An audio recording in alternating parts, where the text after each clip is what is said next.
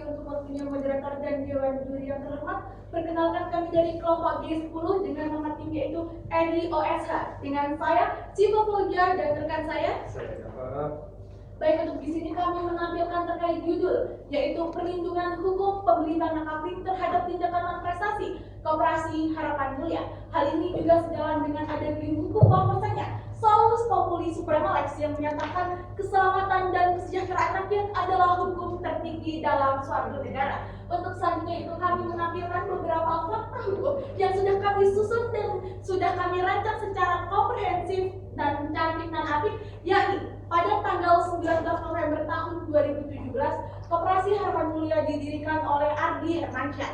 Lalu pada tanggal 18 April tahun 2018, Koperasi Harapan Mulia merancang program beasiswa dan juga pembangunan yayasan. Serta pada tanggal 17 Mei tahun 2018, Koperasi Harapan Mulia membebaskan kurang lebih 13 hektar tanah yang berasal dari warga yang telah dibuatkan AJB oleh PPATS.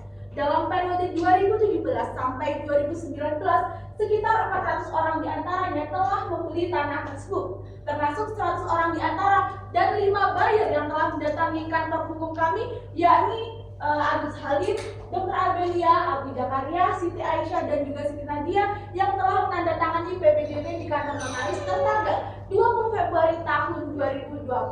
Lalu pada akhir tahun 2018 sampai 2022, proyek tersebut macet dikarenakan telah terjadinya tsunami maupun COVID-19.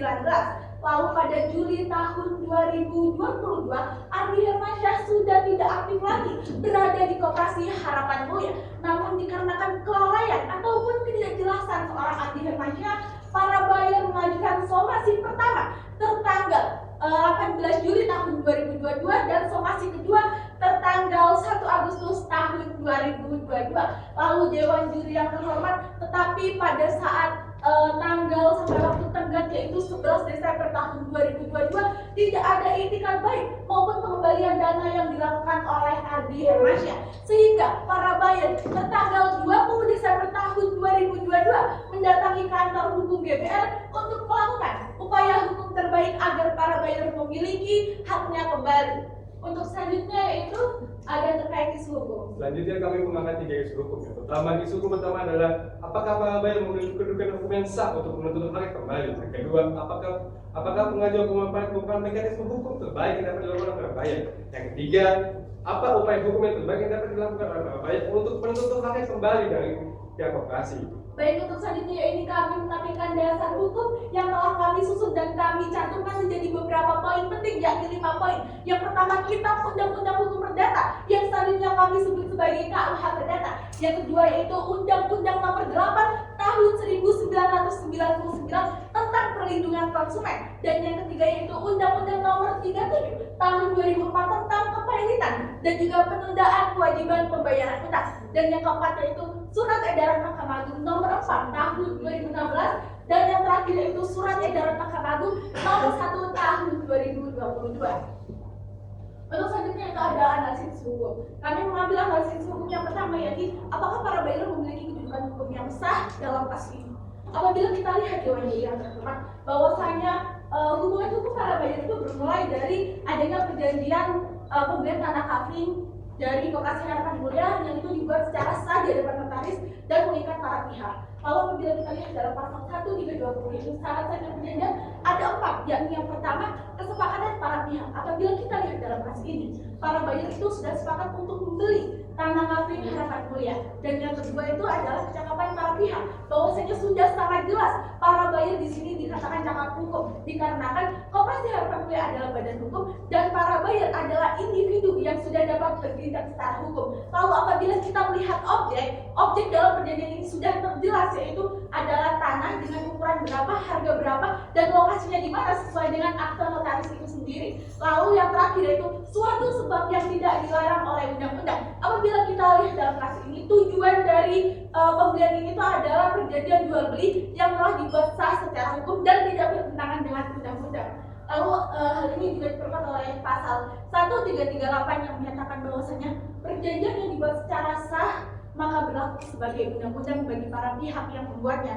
Hal itu juga sejalan dengan asas pacta sunt servanda yang biasanya kita kenal sebagai perjanjian itu harus ditaati sesuai dengan apa yang diperjanjikan. Maka apabila kita lihat dalam kasus ini, para buyer berhak untuk menuntut pelaksanaan dari perjanjian itu, dan Koperasi Harapan Mulia berhak untuk melakukan apa yang diperjanjikan sesuai dengan isi perjanjian tersebut. Hal ini juga diperkuat oleh Surat Edaran Mahkamah Agung Nomor 4 Tahun 2016 yang menyatakan perlindungan pembeli yang beriktikat baik. Apabila kita lihat dalam kasus ini, maka para buyer sudah memenuhinya dikarenakan para buyer sudah melunasi dan beriktikat baik dalam membayar. Maka dari itu, berdasarkan analisis fakta hukum dan dasar hukum yang sudah saya paparkan, menunjukkan para hukum sah di hadapan hukum. Selanjutnya, apakah pengajuan praduga merupakan mekanisme hukum terbaik yang akan dilakukan oleh buyer untuk mendapatkan hak kembali? Dewan Undangan Terhormat dalam pasal 2 ayat 1 Undang-Undang Kepahitan dan PKPU menyatakan debitur memiliki dua atau lebih kreditur yang tidak membayar lunas setidaknya salah satu utang yang sudah jatuh tempo dan dapat ditagih dan dapat dinyatakan valid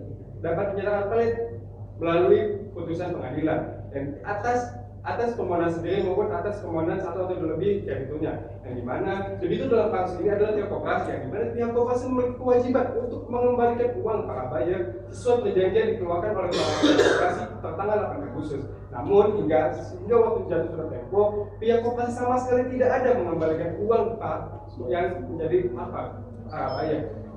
Namun dalam Seman nomor 1 tahun 2022 dinyatakan bahwa pihak yang memiliki kewenangan untuk mengajukan balik terhadap koperasi adalah Menteri Koperasi, yang dimana dalam kasus ini para buyer tidak memiliki kedudukan hukum untuk melakukan permohonan balik terhadap pihak koperasi secara sendiri. Selanjutnya dalam aspek waktu dan biaya, proses balik akan memakan waktu yang cukup lama. Dan dalam aspek biaya, seluruh hasil penyelesaian objek dan itu akan dibagikan ketika aspek utama terlebih dahulu, yaitu biaya jasa kurator, biaya jasa hakim pengawas, dan segala biaya yang timbul karena perkara ini. Didasarkan hal tersebut, kami tidak merekomendasikan para buyer untuk menempuh upaya hukum balik terlebih dahulu. Selanjutnya, untuk analisis isu hukum ini, apa upaya hukum terbaik yang dapat dilakukan oleh para buyer? Kami merekomendasikan para buyer untuk melakukan gugatan organisasi, yang dimana gugatan organisasi ini lahir karena tidak terpenuhi kewajiban para pihak koperasi. Yang pertama, sesuai atau PPJDA maupun AJB, pihak koperasi memiliki kewajiban untuk menyerahkan objek yang menjadi hak milik para buyer setelah para buyer telah melunasi segala biayanya. Yang kedua, dari surat pernyataan utang tertanggal 8 Agustus tahun 2022, para buyer koperasi berjanji akan mengembalikan uang para buyer secara berkala. Namun hingga waktu sudah jatuh tempo, para pihak koperasi tidak sama sekali mengembalikan uang yang menjadi hak para buyer. Disitulah dengan dasar dua alasan tersebut, para pihak buyer memiliki potensi untuk mendapatkan haknya kembali. Baik, untuk selanjutnya yaitu kesimpulan, kami mengambil 3 kesimpulan yakni sesuai dengan isu hukum sendiri. Yang pertama, para buyer memiliki kedudukan hukum yang sah dikarenakan para buyer telah melunasi pembayaran tanah kawin tersebut dan para buyer memiliki bukti otentik berupa PPJB maupun PJB, maka hubungan para buyer adalah sah dan mengikat secara hukum. Namun yang kedua, bahwasanya permohonan pilot itu memang dapat diajukan, tetapi apabila kita melihat dari Surat Edaran Mahkamah Agung Nomor 1 Tahun 2022 yang menyatakan bahwasanya koperasi dapat dinyatakan pilot atas permohonan dari Kementerian Kepahitan itu sendiri pun, apabila kita melihat dari efisiensi waktu dan biaya, hal tersebut kurang efektif dikarenakan nanti akan memakan waktu yang lama dan biaya yang tinggi. Dan yang nomor ketiga yaitu kami merekomendasikan untuk menyatakan gugatan prestasi, karena apabila kita melihat dalam kasus posisi, hal tersebut sudah terpenuhinya unsur prestasi itu sendiri. Yang pertama itu dapat dikatakan bahwasannya pihak koperasi ini lalai dalam menyerahkan tanah dan juga lalai dalam mengembalikan uang. Maka dari itu para buyer berhak untuk menuntut pelaksanaan dari perjanjian itu.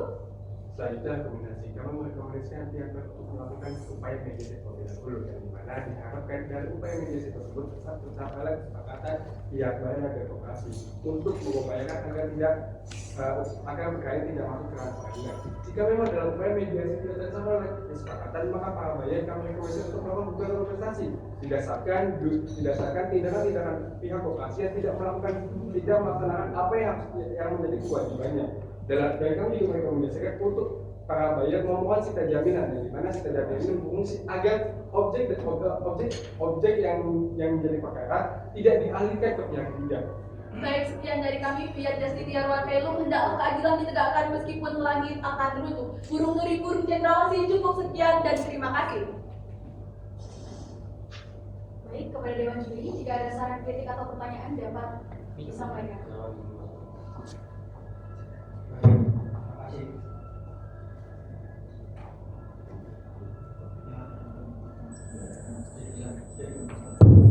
Baik, terima kasih.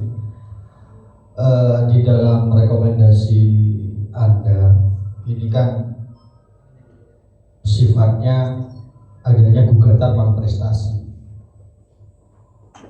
Kenapa Anda merekomendasikan gugatan non-prestasi bukan perbuatan melawan hukum? Bisa dijelaskan? Baik, kenapa kami itu mengambil gugatan non-prestasi? Dikarenakan apabila kita kan yang pertama itu kita menganalisis terlebih dahulu. Perlu diingat bahwasanya kita sebagai kantor hukum kita harus merekomendasikan dari hal-hal yang mudah yang mana itu nantinya itu akan menguntungkan bagi klien. Lalu kita survei terlebih dahulu. Kenapa kita mengambil gugatan non-prestasi? Dikarenakan apabila kita melihat dari unsur-unsur non-prestasi itu sendiri, apabila kita melihat dari teori Subekti itu menyatakan bahwasanya non-prestasi adalah seorang yang tidak memenuhi prestasi itu sendiri. Itu salah satu teorinya. Dari situ bisa dijabarkan bahwasanya para buyer ini sudah membayar dengan lunas, tetapi pihak koperasi itu lalai dalam memenuhi kewajibannya, yaitu mengembalikan tanah dan juga mengembalikan pembayaran uang. Padahal para buyer sudah mengajukan somasi pertama dan somasi kedua, tetapi dari pihak koperasi pun tidak ada itikat baik untuk mengembalikan terkait pengembalian dana maupun tanah tersebut. Lalu mengapa hal tersebut bukan termasuk perbuatan melawan hukum? Apabila kita melihat dalam pasal 131.365 yang menyebutkan bahwasanya tiap perbuatan yang melawan hukum dan merugikan orang lain, maka orang yang merugikan tersebut harus membayar ganti rugi atas kerugian tersebut. Di situ ada dua unsur dan itu adalah alternatif yang mana unsur melawan hukumnya dan kerugian itu harus terpenuhi. Mungkin apabila kita lihat dalam kasus posisi sesuatu hal dapat dikatakan melawan hukum apabila contohnya dalam kasus posisi di situ ada yang menyatakan bahwasanya Ardi Hermansyah telah menutup grup WhatsApp. Apabila di dalam situ ada indikasi seperti dugaan penipuan atau penyalahgunaan dana, maka hal tersebut dapat dikatakan sebagai PMH. PMH pun itu berawal dari hubungan hukum kontraktual. Jadi biasanya PMH itu dilihat sebelum adanya perjanjian. Tapi apabila kita lihat dalam kasus ini, perjanjian itu dilanggar oleh salah satu pihak dikatakan lalai dalam mencapai prestasi seperti itu.